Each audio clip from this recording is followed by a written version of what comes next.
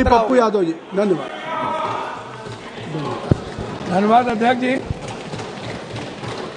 मैं आभार प्रकट करता हूं और माननीय राष्ट्रपति महोदय जी के अभिभाषण पर बोलने के लिए खड़ा हूं। एक कहावत है हम लोग के बिहार में, सूप बाजत बाजत चलनियो बाजे, भाग गए वो। और हमाम में सब नंगे, हट डाल पर उल्लू बैठा, अंजामे गुलिस्ता क्या होगा। इन लोगों के कैरेक्टर को अभी हम बोलेंगे नहीं, वो चले गए तो इन लोगों को हम इतना से जानते हैं, क्या क्या बोलते हैं ये, क्या क्या करते हैं झारखंड में, और कहाँ इनका ननिहाल खानदान, सब हमको बोलना नहीं चाहिए। महोदय, हम शुरू करते हैं। बार बार चर्चा होती है बिहार की। प्रधानमंत्री जब से आए, अभी परसों प्रधानमंत्री जी ने कमला नगर में बोला कि हम इमरजेंसी में यहीं रहते थे और जमुना का पानी हम पीते हैं डेली। आप रिकॉर्ड उठा के परसों के स्पीच का सुनिए कि हम जमुना का पानी पीते हैं, हम कमला नगर में ही रहते थे। प्रधानमंत्री जी हमारे कहाँ कहाँ रहते थे, कहाँ नहीं रहते थे, हमको आज तक समझ में नहीं आई कि गुजरात, जो गांधी और पटेल के गुजरात, जो मोहब्बत की नगरी और लोकतांत्रिक व्यवस्था में वसुधैव कुटुंबकम और मानवता के लिए जो प्रतीक थे, आज वो गुजरात गांधी से हटा करके, पटेल से हटाकर उनको नाथूराम गोडसे और नए गुजरात की परिभाषा से परिभाषित की गई, शुरुआत किया गया। और जब आए तो उन्होंने काला धन, जाली नोट, 15 लाख रुपया से शुरू की, 2 करोड़ नौकरी, नोटबंदी, जीएसटी, आप उठा करके देख लें, एक भी वादे पर दोबारा, इतना प्रधानमंत्री की नोटबंदी सबसे अहम घोषणा थी, आज तक दोबारा चर्चा इस सदन में नहीं हुई कि नोटबंदी से किनको बेनिफिट मिला, किनको नहीं मिला, नोटबंदी से देश और किसान और महिलाओं की कितनी क्षति हुई, व्यापारियों की कितनी क्षति हुई और मजदूरों के हालात क्या हुए। अध्यक्ष महोदय, जीएसटी के को आप उठा के देख लीजिए, हर व्यक्ति के जेब से पेन, कलम, दवात, पेंसिल, चाय पत्ती, नमक, तेल, सब्जी, दाल, साड़ी, चप्पल, सब चीज पर 3 गुना जीएसटी। ये पैसा मिडिल क्लास के नीचे से लिया जा रहा है। पूरे देश में मिडिल क्लास के पास पैसे नहीं बचे, ना तो नोटबंदी के बाद और ना इतने करे जीएसटी लागू होने के बाद। तो नोटबंदी और जीएसटी को आधार कहा, लोग कहते हैं हंडी के एक चावल से पता चलती है कि चावल पक गई। अब प्रधानमंत्री जी तिबारा आ गए, 3 बार देश के लोगों ने इन्हें बनाया।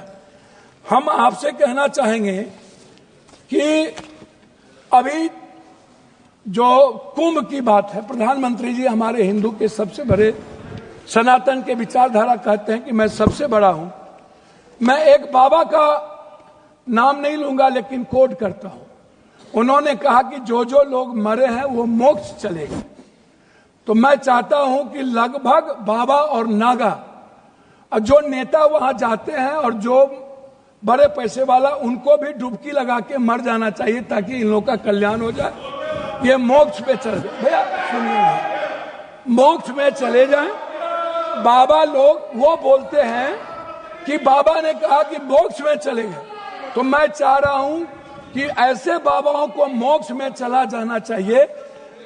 दूसरी बात, मैं अंडरस्टैंड यंग, वो साधु संतों बाबाओं को आशीर्वाद दे रहे हैं, बाबाओं को आशीर्वाद दे रहे हैं। जी जी जी, मैं भैया, दूसरा बात, उन्होंने अंडरस्टैंड यंग को ही उन्होंने 2000 करोड़ का लगभग उन्होंने ठेका दिया, जबकि 13 में 19 में इन्हीं को कुंभ मेला का ठेका दिया गया था। 4 लोग लगे, सारे मैनेजमेंट, टेक्निकल मैनेजमेंट से लेकर के ये सारे चीज इन्हीं को था। ये कौन है, इन पर क्या इंक्वायरी होगी? अध्यक्ष महोदय, 487 करोड़ का बजट हुआ करता था नेहरू जी के समय, और अब 10,000 करोड़ का बजट है सिर्फ एक कुंभ मेला का। जब नेहरू जी के समय कुंभ में लोग मरे थे तो गिनती थी। जब दुनिया में सोशल मीडिया, इतने बड़े मीडिया प्लेटफॉर्म पे इतना बड़ा बड़ा हमारा मीडिया है, सब कुछ है, एक बार गिनती नहीं हुई, जबकि 600 से लगभग लोगों का कहना है, वहां आंखों देखे, मेरा नहीं कहना है, कि 300 और 600 के लगभग लोगों की लाशें गई और उसको हिंदू रीति से नहीं जलाया गया। क्या हमारे संस्कार इतने गिर गए कि हम हिंदू रीति से उसके लाश को भी नहीं जलाए? इस जानकारी का कोई आधार है? अब मैं दूसरी बात नहीं करूंगा पप्पू जी, मैं दूसरी बात, अगर इस पार्लियामेंट से कहेंगे इतनी बड़ी संख्या, इस जानकारी का आधार देंगे या आप ये कह देंगे आधार ही के रूप में 300 और 600 लोग मर गए? हुजूर, मैं क्या कह, तो आप हमारे संरक्षक है, गार्जियन है, मैं अपनी बात उनके द्वारा कह रहा हूं। दूसरी बात, महोदय, राष्ट्रपति भाषण में रोजगार की, नौकरी की, बीपीएससी का, यूपीएससी का, एसएससी का, नीट का, जो लगातार हमारे नेता राहुल गांधी इस सवाल को लेके बोलते रहे। बीपीएससी में हमारे बिहार के बच्चों को मारा गया, लगातार धरना पे हैं, हम कोर्ट गए, लगभग पेपर क्वेश्चन लीक आउट होता है इस देश में। क्या कभी किसी पेपर, क्या कभी मिडिल क्लास या ओबीसी या ईबीसी का बेटा अब कभी नौकरी कर पाएगा? 3 बार प्रधानमंत्री रहते हुए आदरणीय प्रधानमंत्री जी के कार्यकाल में रेलवे की वैकेंसी नहीं निकली, बैंकिंग की वैकेंसी नहीं निकली, लगभग अग्निवीर हो गया। और इतना ही नहीं, नियोजित और संविदा की खेती होगी, परमानेंट नौकरी अब नहीं मिलेगा, नौकरी लगभग प्राइवेट की ओर चला गया। तो प्राइवेट में तो अध्यक्ष जी आरक्षण है नहीं, तो ओबीसी, ईबीसी, एसटी, एससी का बच्चा तो गया। आपने तो हमला कर दिया है आरक्षण पर, 67% आरक्षण नहीं देंगे। अब जाति जनगणना की बात बीजेपी के मुंह से शोभा नहीं देती। मैं कुछ और नहीं कहूंगा, मैं सिर्फ इतना कहूंगा बिहार के बारे में कि जब बिहार की चर्चा होती है, जब ये लोग करते हैं, अभी मैं आपको एक ऐसा चीज दूंगा अध्यक्ष महोदय, एड्रल इंडस्ट्रियल सॉल्यूशन कंपनी, ये निजी कंपनी में सहारा इंडिया भी आता था। सहारा इंडिया लगभग 3 करोड़ लोगों का पैसा अभी झारखंड, आप तो किसी भी स्टेट के साथ सौतेलेपन का व्यवहार करते हैं। आप तेलंगाना देखिए, बेंगलोर देखिए, झारखंड देखिए, झारखंड का आप जीएसटी का पैसा नहीं देते हैं। झारखंड की बंद पड़ी फैक्ट्रियों का आपके रीजन में बंद हुआ। झारखंड में आप, झारखंड की इकोनॉमी की स्थिति क्या है, आप उस पर चर्चा नहीं करते हैं। आप बंगाल पे भी चर्चा नहीं करते हैं। बिहार की जीएसटी का पैसा नहीं मिलता है। तो जो लोग ये बात उठाते हैं, मेरा कहना क्या है अध्यक्ष महोदय, कि एजुकेशन पर कितना बजट आप देखेंगे, ये मेरे पास है महोदय, 2014 में 7.4, 2024 घट के हो गया 6.4, 19 में 2020-21 में 6.6 की गिरावट आ गई आर्थिक विकास दर में। महंगाई की स्थिति आप देख लीजिए सर, ये कहते हैं ना लगभग 84 से 86 करोड़ को आप कौन सा चावल दे रहे हैं आजादी के बाद, कौन सा? 84 करोड़ 5 लाख चावल पर यह देश पैदा हुआ है। हम 140 में 84 करोड़ जीडीपी की बात करने वाला है।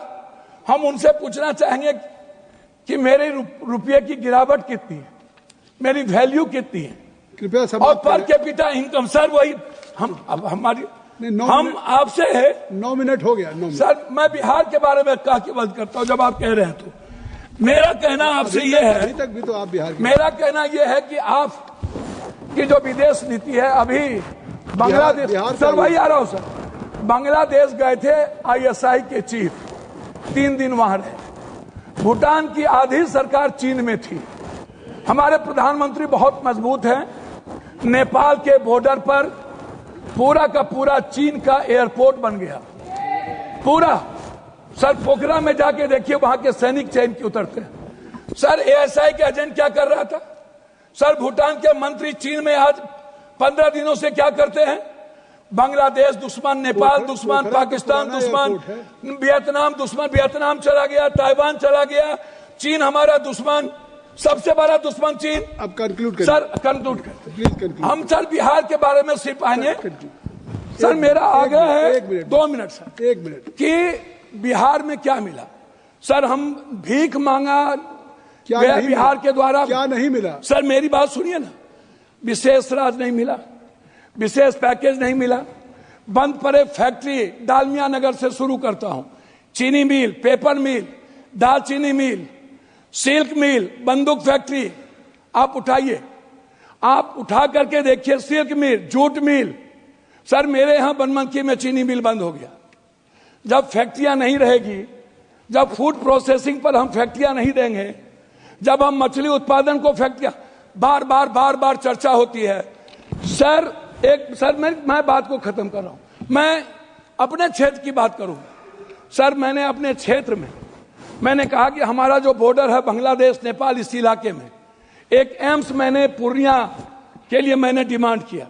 मैं सभी जगह सब स्टेट में 2-3 हाईकोर्ट बेंच है, लेकिन मैंने आग्रह किया कि हाईकोर्ट बेंच हमको कम से कम पूर्णिया में। सर 1 मिनट करेंगे श्री के सर, एक मिनट सर, 1 मिनट अपनी बात हमने मांगा हमको हाईकोर्ट बेंच दिया जाए। सर हाईकोर्ट बेंच अभी तक जब आ गई आपकी बात। सर 1 मिनट सर, 1 मिनट हमने IIT की बात हमने की सर पूर्णिया के लिए। सर 1 मिनट, हम पूर्णिया में आप कहते हैं मखान बोर्ड, मैं कहता हूं सर दुनिया का 94% कोशिश सीमांचल मिथिलांचल में होता है, तो बोर्ड गठन से नहीं होगा सर, हमारी प्रोडक्ट से हमारा सर उत्पादन की बात मैं कर रहा हूँ, लास्ट कर रहा हूँ सर हाफ मिनट मिला, हाफ मिनट सर मैं मक्का और मखान और दूध की प्रोसेसिंग पर मैं आपसे सिर्फ आग्रह करूंगा। हमारा इलाका सबसे गरीब है, सबसे ज्यादा पलायन है। सर मैं एक डिमांड करता हूं आपके द्वारा कि हमें पूर्वांचल के लिए एक मंत्रालय का यहां से गठन हो, जो हमारे पूर्वांचल का विकास नियमित हो। दिल्ली में पूर्वांचल के लोग आते हैं, वो बहुत परेशान हैं। मेरा आग्रह है कि पूर्वांचल मंत्रिमंडल का गठन हो और वहां से विकास हो। धन्यवाद सर।